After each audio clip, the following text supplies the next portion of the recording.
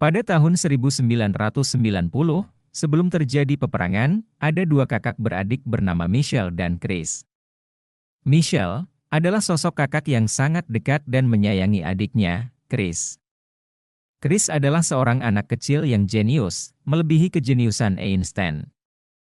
Dia sangat menyukai acara kartun robot, Kid Cosmo. Mereka hidup di era di mana manusia dan robot hidup berdampingan. Robot pertama kali diciptakan pada tahun 1955 dan kemudian diproduksi secara massal untuk menjadi pekerja. Setelah puluhan tahun menjadi pekerja, robot mulai lelah dan ingin mempunyai kehidupan sendiri. Dipimpin oleh robot bernama Tuan Kacang, mereka memulai pemberontakan di seluruh dunia. Peperangan pun terjadi selama 2 tahun, dan manusia dikalahkan oleh para robot. Tetapi, semua berubah saat Ethan Skate, pendiri perusahaan teknologi Centre, turun tangan. Skate menciptakan alat yang dinamakan Neurocaster, helm yang memungkinkan manusia mengendalikan drone bernama Neurobot. Hanya dalam hitungan hari, manusia menang melawan robot. Tuan Kacang mengaku kalah dan menandatangani perjanjian kekalahan yang membuat robot dilarang hidup bersama dengan manusia. 6.000 lebih robot dipenjara di gurun pasir bernama zona pengasingan. Kini Neurocaster dijual untuk umum dan bisa digunakan seluruh manusia layaknya smartphone. Pada tahun 1994, Michelle kini hidup bersama ayah angkatnya, Ted, dikarenakan seluruh keluarganya telah mati kecelakaan. Ted memiliki gitar antik yang dia beli dari seorang penyelundup barang-barang dari zona pengasingan. Di sekolah, Michelle dipaksa menggunakan Neurocaster untuk mengikuti pelajaran, tapi dia tidak mau dan pulang ke rumahnya. Malam harinya, sebuah robot tiba-tiba datang dan menyerang Michelle. Robot itu berbentuk Kid Cosmo, yang kemudian mengaku dirinya adalah Chris dalam bentuk robot. Ted yang mengetahui ada robot di rumahnya, melaporkan Michelle dan Chris pada kepolisian. Michelle dan Chris kemudian kabur menggunakan mobil milik Ted. Chris bercerita pada Michelle bahwa dia masih hidup. Tubuhnya yang asli ada di sebuah fasilitas Centre, dan dia meminta Michelle untuk menolongnya. Chris memberitahu bahwa mereka harus menemui seorang dokter yang memakai kacamata, dokter yang sama yang memberitahu Michelle bahwa Chris telah mati setelah kecelakaan. Dokter tersebut berada di Gunung Tabletop, di dalam zona pengasingan. Michelle menemukan alamat tinggal seorang penjual barang selundupan langganan Ted, dan yakin bahwa orang itu bisa membawanya ke zona pengasingan.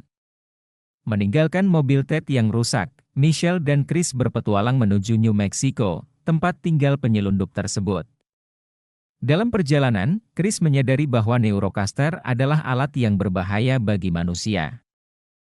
Sesampainya di New Mexico, mereka menemukan Kids yang mengendarai sebuah truk trailer.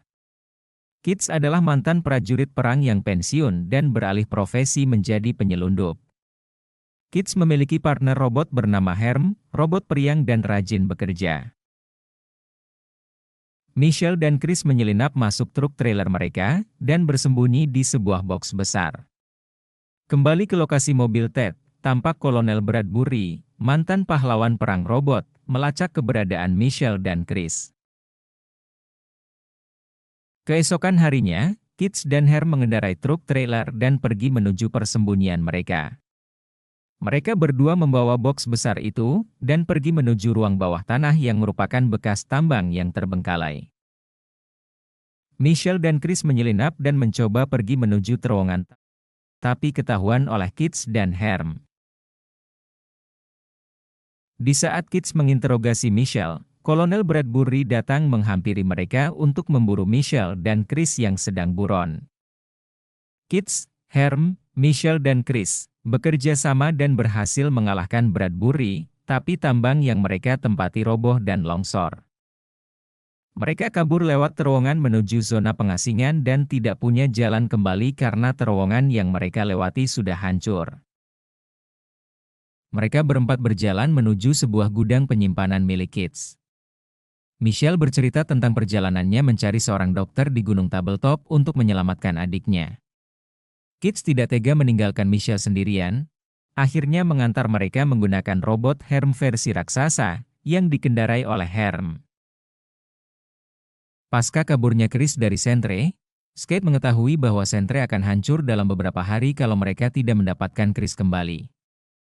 Skate akhirnya bekerja sama dengan Bradbury untuk menangkap robot Chris. Di perjalanan, Michelle dan kawan-kawan melihat sebuah bekas mall besar. Dari jarak jauh, mereka ditembaki dengan peluru kulkas oleh robot hingga tumbang. Mereka berempat ditangkap dan dibawa menuju mall tersebut. Mall itu adalah tempat tinggal robot yang dipimpin oleh Tuan Kacang. Mereka menciptakan peradaban robot baru di tempat itu dan melarang manusia datang ke sana. Michelle meminta bantuan pada Tuan Kacang untuk mencari dokter berkacamata, tapi Tuan Kacang tidak mau. Tuan Kacang bercerita bahwa dulu dokter tersebut pernah tinggal di mall ini beberapa saat, sampai akhirnya Tuan Kacang mengusirnya, karena robot dilarang tinggal bersama manusia. Dokter itu bernama Dr. Amherst. Malam harinya, Chris menenangkan Michelle yang sedang menangis, dengan memutarkan film Kid Cosmo dari dalam tubuhnya. Seluruh robot di mall tersebut pun ikut menonton. Keesokan harinya, robot pengantar surat memberikan surat berisi alamat dari Dr. Amherst kepada Chris, yang dititipkan padanya sebelum dokter tersebut pergi. Mendengar itu, Tuan Kacang bersedia untuk membantu Michelle dan kawan-kawan, dan mengantarkan mereka ke tempat Dr. Amherst berada. Terlihat dari kejauhan, Bradbury datang dan melacak keberadaan Michelle. Michelle dan kawan-kawan, ditemani oleh Tuan Kacang, robot baseball dan robot pengantar surat, sampai di rumah milik Dr. Amherst, yang merupakan bekas pasar malam. Kedatangan mereka disambut oleh robot-robot kanibal yang mencoba menyerang mereka. Bertarung hingga akhirnya terpojok, Michelle dan kawan-kawan diselamatkan oleh Amherst, dan dibawa ke dalam ruang bawah tanah. Di sana mereka akhirnya bertemu dengan Dr. Amherst. Michelle yang marah langsung menginterogasinya. Amherst, bersama dengan partner robotnya, PC, bercerita bahwa Chris dibawa ke pusat sentre di Seattle. Setelah kecelakaan, tubuh Chris di-scan di alat milik sentre, dan diketahui bahwa dia memiliki otak yang spesial yang tidak dimiliki orang lain. PC memutar video yang menunjukkan Amherst melakukan eksperimen pada Chris. Dia mau melakukan eksperimen itu karena beranggapan bahwa Chris sudah koma dan tidak bisa diselamatkan lagi. Berkat otak Chris, teknologi Neurocaster berhasil disempurnakan dan peperangan melawan robot dapat dimenangkan. 2 bulan setelahnya, Amherst kaget melihat Chris terbangun dari koma. Amherst memberitahu Skate untuk mencabut alat-alat pada tubuh Chris, tapi Skate tidak mau dan mengancam untuk membunuhnya. Karena kasihan dengan Chris, Amherst memindahkan kesadaran Chris ke dalam robot Cosmo dan memprogramnya untuk pergi ke zona pengasingan. Mendengar itu, Michelle meminta bantuan Amherst untuk menyelamatkan Chris. Di tengah pembicaraan mereka, Bradbury datang dan menyerang mereka. Bradbury datang bersama dengan Skate dan anak buahnya. Karena kalah jumlah, Michelle dan kawan-kawan akhirnya dikalahkan. Skate membunuh Dr. Amherst dan membawa Chris kembali ke pusat sentre. Bradbury hanya bertarung melawan robot dan tidak mau melukai manusia. Dia membebaskan Michelle dan menyuruhnya pulang. Bergegas kembali ke mall, Michelle dan kawan-kawan menemukan mall dan robot di dalamnya sudah dihancurkan oleh Skate. Hanya beberapa robot saja yang selamat. Chris dibawa ke pusat sentre dan kesadarannya dikembalikan ke dalam tubuh aslinya yang tertidur di dalam sebuah tabung. Bradbury sadar ternyata selama ini dia dibohongi oleh Skate dan mengejar seorang anak kecil. Dia menganggap Skate sudah gila. PC memberitahu Michelle cara untuk menyelamatkan Chris. Mereka harus melepaskan koneksi tubuhnya dengan server milik Sentre, dan semua Neurocaster milik Skate akan mati. Mendengar itu, Michelle bekerja sama dengan Kids, Herm, Tuan Kacang, dan seluruh robot yang tersisa di dalam mall. Mereka berangkat ke Seattle untuk menyelamatkan Chris dan mengalahkan Skate. Sesampainya di markas Sentre, Herm dan Kids yang menunggangi robot raksasa, memulai penyerangan dengan melemparkan mobil ke arah markas Sentre. Melihat penyerangan itu, Skate mengerahkan seluruh pasukan Neurobots miliknya untuk menghentikan dan menangkap Herm yang sedang mengamuk. Michelle dan PC memanfaatkan situasi yang kacau itu dan menyelinap memasuki gedung utama Sentre. Herm mengarahkan seluruh pasukan Skate yang menyerangnya, memasuki lapangan terbuka. Herm raksasa hancur dibom oleh Neurobot, tapi dia masih punya tubuh raksasa cadangan yang lebih kecil, dan lari bersama Kids.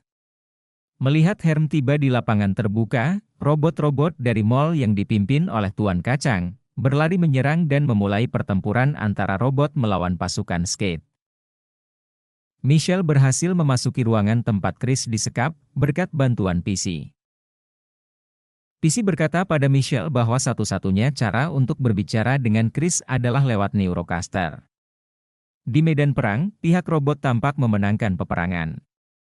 Melihat itu, Skate turun tangan dan mengeluarkan robot raksasa miliknya. Skate mulai bertarung, menghancurkan banyak robot dan membalikkan keadaan. Di sisi lain, Tuan Kacang berhadapan dengan Bradbury.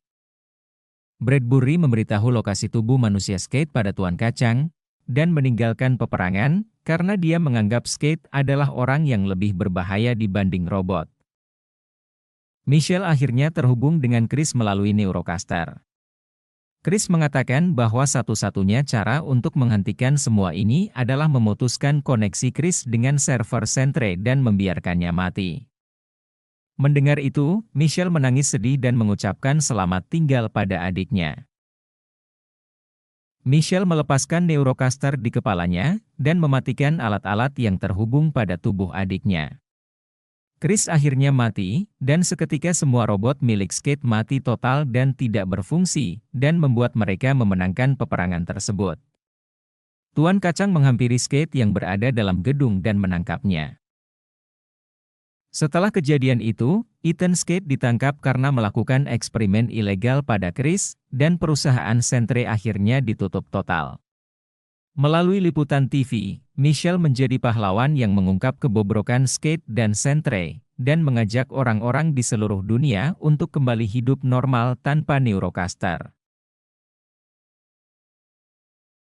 Pada akhir film ini, diperlihatkan bayangan robot Cosmo pada genangan air, yang menandakan Chris masih hidup dalam bentuk robot. Like dan subscribe untuk konten film selanjutnya.